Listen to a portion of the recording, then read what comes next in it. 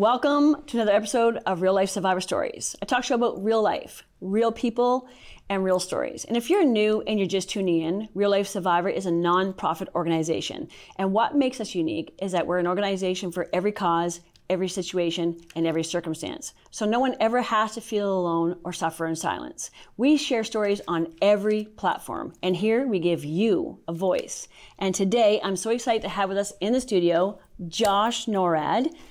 Thank you so much for coming in, Man, Josh. I'm so glad to be here. It's amazing. I'm so excited to have you. You've been on tour. We have so much to talk about. Sure. But to start off, we will let the viewers know that you are a real-life survivor of a traumatic brain injury due to a car accident. And Josh is going to take us through his journey and where he is now and how it's impacted your life. Sure. So I'll let you start with that. Take us back maybe to the day that, you know, that happened, if you can go back that far, if you're comfortable with that, and what that was like. And, you know, we go through so many, you know, emotions and feelings, and I know you had a lot on the go at the time. Right. So maybe you could take us there on that day where that accident took place. Let me zoom back maybe 2 days before the accident. Okay, let's go there. I was doing a lot of church work at the time. So I was in a Christian rock band. We were touring, we were going everywhere. Right. And we had just got back from a big tour in Ontario, and we decided we were going to head to Digby, Nova Scotia. Nice. Was the place. So we get back from Digby, Nova Scotia. It was an amazing night, and we were in a high school. It was just so great. So many people came out, had such a blast. Right on. And I went to our church to drop off our equipment. Okay. But I forgot the church key at my house. All right. So I was like, oh man, I got to go pick up the key. So I hop in my car to go get the key. And 2 minutes down the road, a vehicle pulls out in front of me and I T-boned them. And after that, I don't really remember a whole lot for about 3 months. Really? Yeah, everything's kind of scattered. Honestly, it kind of sounds funny, but the only thing I really remember, we must have just got food or something, but as everything was in slow motion, and as I'm going forward in the car when we hit, I see this chicken burger flying in slow motion through the air. Well, at least you can make light of that. And that was your last memory. Yeah, my last memory burger. was a flying chicken burger. But anyway, wow. It was a pretty serious accident for me. Yeah. And that's the thing. Sometimes things happen and people don't realize how severe it is. You know, it looked like, you know, pretty average car accident, but right. A concussion and a head injury can be pretty serious and not look that bad on the outside. Absolutely. And that was kind of the story of my next few years. I was going through a lot, but if you were to look at me, you wouldn't really realize it. Right. You know, the same with the car accident. The car didn't look that bad. It was a write-off. But the car didn't look that bad, but the accident was actually quite severe. Right. So what ended up happening is, long and short of it, I spent the next few years having what they call absent seizures. Right, you mentioned that, right. Right. Now, it's not an epileptic seizure where there's visual signs of a seizure, right. Physical signs of a seizure, but it's more of a cognitive slowing, and it's not good. It's basically a seizure without the physical symptoms. Okay. You would become lethargic and have a lot of pain, and just completely exhausted and wiped out. Wow. Forget things. Yeah. Very slow to speak. And that's the actual during the period of the seizure. Okay. And during this time, several things could bring on the seizure. Any sort of stress, and performing was a big one. Right on. During those years, if I had a performance, it would take me at least a week to recover from the performance. And wow. We had, in particular, at home, we had what we called a bash. It was a music festival that right. we put on with so much help from people because I just wasn't able to handle the workload. But we put on the festival and we had such an amazing night, and they had an after party, my friends, to celebrate for me, Right. the event. Yeah. And we went there, and I was there for about 10 minutes, and, you know, they had to kind of carry me out of that place because I was just so gone. So, as I mentioned, for the first several years, I had not only the seizures to deal with, but chronic migraines all the time. Yes. All the time. And I remember it was almost like I always had a headache, and this can even be carried on in further conversation, but sometimes you're so used to the pain, you start to think that because you have less pain one day than another, you're actually okay. Okay. You're so used to pain that it becomes your baseline of, oh, well, I have less pain today, so I feel great. Yeah, it must be going to go away or something like that. You forget what life is like without pain. Okay, I hear you. So a good day for you is a bad day for somebody else, right? Right. Yeah. And so yeah, that you get a new baseline of experience, and so that was pretty much my next few years after directly following the car accident, and it was a major change in my life. The church side of everything and all my music came to a sudden halt. Right. But I moved back to my hometown and was close with family for those years because I really needed a lot of support and a lot of help during that time. Right. And I think one of the things is people on the outside, and this is very typical of somebody with a head injury, right, is they look at you and they don't see anything wrong.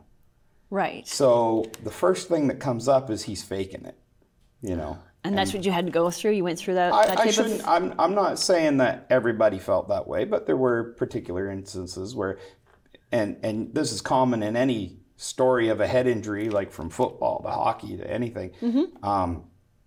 People, because there's not physical things that you can see, people think, well, you know, he's faking it. Yeah, I mean, you're looking good, you're moving, you're out in the public, you're socializing, so he must be okay, kind of thing. He must be okay. Yeah. And this can be tied back into people who are going through depression or anything like that. That's right, you know? you're their target. Just because I'm out smiling today doesn't mean I'm not spending the next 2 days in bed recovering from meeting you that week, you know what I mean? Exactly. Or like people who are depressed, they come out and they're all smiles and they're all happy, but you don't know how much energy that took for them to meet you that day, and they're in the room for the next how long? Well, like I always say, is people don't know what happens behind closed doors. Right. I mean, you can be having a great day and, you know, socializing, you're out in your workplace or you're doing your thing, and then you go home, but people don't know what you go through, you know, or how impactful your life is, like, you know, the trauma or maybe a condition that you're dealing with behind closed doors. So you can't judge or assume, you know, when someone's going through something. And like I say, you might not even know somebody's going through something, so that's why we say always be kind to people. Right. I mean, I could imagine, like, it's depressing to be in that state and not being able to move on with your career, thinking, okay, I have to stop here. This is it, like it's over. You know what I mean? Because you were doing a lot before then, and you were hanging around your friends, and that kind of took all that away, and you were at a standstill, like a pause, right? Essentially, yes. Yeah, and then you start to feel better a little bit down the road. How long was that before you started to feel different? It was a few years. Yeah. And so in that amount of years, you know, several things took place, as with anybody's life. You know, we lost a lot of people. We gained a lot of new friends. But I would say that in the end, I felt like I had already, and this is maybe weird, but you kind of get in a mode where I still have a passion to do something. Right. But I can't. So not right you now. kind of start letting it run through your head, like, yeah. Were they the good old days, you know? Yeah. Did I make it as far as I could have made it? Did everything really reach its peak for me in life, and now I'm just kind of, it's over, you know, kind of thing. We toured, we did our thing, it was great, it was fun, we helped a lot of people, and we played a lot of music, recorded a lot of music. Right. And And then I thought, you know, it crosses your mind. Those things cross your mind. Did I reach my peak? Was that it? I peaked out. Did we hit our glory days and now that's it, man? Now all we got is memories That's right. on the wall, right? Yeah. But then, after a period of time, I just remember one day that I was slowly getting better over the last. Your headaches were going away and all that. I wouldn't say they go away, but they were more spaced out. Right. And one day I just realized, I was like, you know, it's been a couple months and I haven't had a seizure. I haven't had a headache. And I thought, wow, like. Did you get tested? Like, did you have to have certain doctors, I was you know, like a therapy kind of thing as far as like your, you know, like I imagine there'd be some kind of There was all kinds of. Yeah. I was getting a different test every week. That's what I mean, just to keep checking out if things are good, now they're looking better kind of thing. Yeah, and it took quite a long time before I was officially diagnosed, right? Because that's another thing with a head injury is you can't see it. No, exactly. And that comes right back to what we were saying. That's you just can't see it. That's right. So you even need a special team who can look at you and say, okay, yeah, we can't see this, but we know there's something, right? And they can figure it out. So it comes back to the brain's a funny thing, right? Mm-hmm. And you just can't see it. So it took a long time before it was finally figured out. As time went on, I just noticed I started feeling better. And one day it just hit me and I was like, I'm done with this. Like, yeah, I gotta get out and do something. I will not sit here anymore. That's right. And if worst case scenario, I grab life by the horns and I have a seizure and find out, okay, maybe I can't. But for right now, I'm going for it. I love your determination. I do the high fives. That's right. So here's what I did. I jumped in my truck. Yep. And I headed out west. Wow. And I thought I'm leaving everything here in New Brunswick because I went on a road trip. Okay. A couple of years before, right around the accident time, shortly before. And I worked on a grain farm for maybe a week. Right on. 2 weeks, something like that, out west. I worked on a grain farm out west either way. Okay. And I was kind of working my way across North America and I'd stop and do odd jobs along the way to help fund the trip. So, and I remembered the only thing I could think of, because music wasn't going to work, getting back into the Christian rock scene just wasn't going to work. Too much time had passed. It just wasn't going to work. The band was done with it. They had moved on. There was so much that couldn't be recovered at that vibe point. was just kind of faded out. It was gone. Yeah. And I accepted that, and I thought, what's the only thing that I really ever enjoyed that I could pick up today and do? Mm-hmm. And I thought, man, I loved farming. I loved it. So I jumped in my truck and I started driving out west with nothing to go to. I just get on Kijiji, and the whole drive I'm calling people and calling farmers, hey, you know, a few years ago, I worked on a farm once for like 2 weeks, but I'd love to come back. But you love it. And so, man, I'm talking to people, and this is seeding season, spring, right? So this is a time when they need help. Yep. But I had never seeded before. I had harvested, but I never seeded.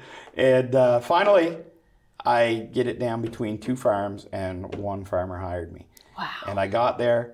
I had no idea what I was doing once I got there. I thought it was going to be. Yeah, of course. At the time, when I farmed before, I was just driving tractor. Yeah. So I remember I came home and I said, man, farmers just drive tractors. It's all good. It's going to be fun. No big deal. The whole way out, I'm like, this is going to be great, man. I'm going to be driving a tractor. I'm going to be coining it. It's going to be perfect. I get out there, and it was everything but driving the tractor. It was hard work. And I had gained a lot of weight due to the pills that I was taking for the different things. Yeah. And at the time, I was almost 450 pounds. Wow. And it was serious to get out on that farm, and I'm walking like 12 kilometers a day. It's hard, eh? I'm lifting, I'm moving. You're moving, I needed though. it. Yeah. I needed it. That's right. And I thank my boss because he didn't give me a break. You know, he didn't give me an inch. And I needed that.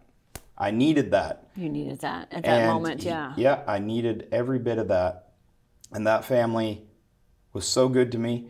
And but you know, also drew a hard line of, you're here to work and you got to work the way we work. And that's just the way it is, right? Yeah, for it to get done, right? And so it was so good. It helped me out. Within a year, I had lost almost 130 pounds. That's awesome.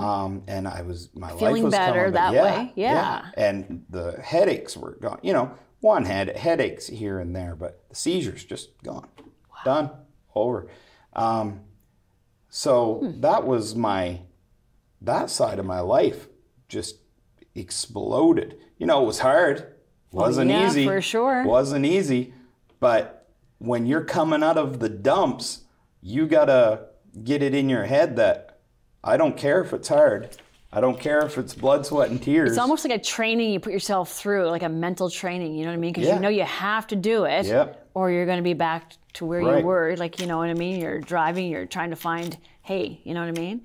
But it's so motivational, even though they were motivating you, and now you've become so motivational through what you're doing. It's just incredible. It's boot camp for your. There you go. For your. That's a good word. It's mental boot camp. That's right.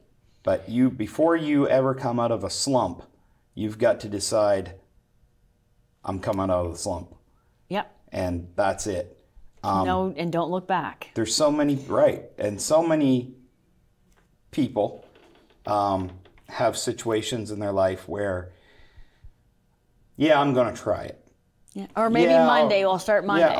Next week. I'll start Monday, you know what I mean? and whatnot. We've all been there. on some level, that's needs to be done that way. That's right. But at the bottom line is you got to go. And you got to do it like there is no second chance. That's right. You got to go like you're such a good mindset, Josh. Like you're on fire. And you can't give up. And you've got to, and above all, you've got to believe that this is right for you. Yeah, it's hard. But this if you is really what I need. want it, that's right. And you've got to believe that the right thing is going to open up. People ask me, they say, I don't know what to do with my life. I don't know what my purpose is. I say, that doesn't matter what your purpose is. Start walking. Because the minute you start walking, and let's say you head in the wrong direction, well, you're going to know it's the wrong direction, and you're going to adjust course. And you're going to keep adjusting course until you find the right direction, and then you're good. Your purpose is there. Exactly. I should backtrack a little bit, because there was a period during the time that I was going through my situation that I started writing a little bit of country music. Nice. And I released a song that was dedicated to my friend who lost his life tragically. I'm sorry. And I released that song and another song along with it that my community and my people just absolutely got behind. Like, absolutely. Just owned it. You know where your soldiers are. You know what I mean? Yeah, and that song actually skyrocketed through the network and people and, got radios and different things like that. It was felt. And I had no intention of that. I was just writing a song for my friend and writing a song about, crazy things we do back home.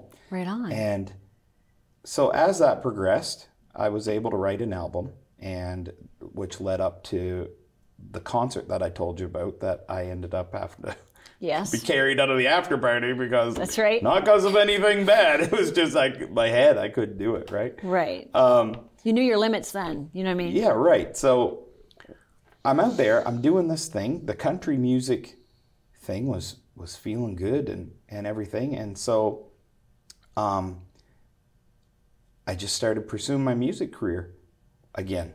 But instead of going back to the church circuit and the church world where I was, I felt that I could make a bigger difference in country and the country rock scene. Where did you start that? Like, where did you where was the platform that you started from? I mean, coming off the gospel, going to the country. I mean, it was such over those years of being sick, it was just a very you know, the band quit, and slowly the vibe left. But where'd you find that platform where you kind of honestly, it just started when I that? released those couple songs. I had so much support from my fans, if you want to call them that. Yeah, I call them my friends. Absolutely. I'm one of your fans. Well, thank you.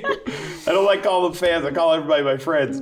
But I had so much support that just began to light a little fire inside of me that said, okay, well, let's keep doing this. Let's keep doing this. And people keep receiving it and loving it. So let's go. Until finally it got to the point where after my first year on the farm, I ended up playing at Cavendish Beach Music Festival, which was crazy.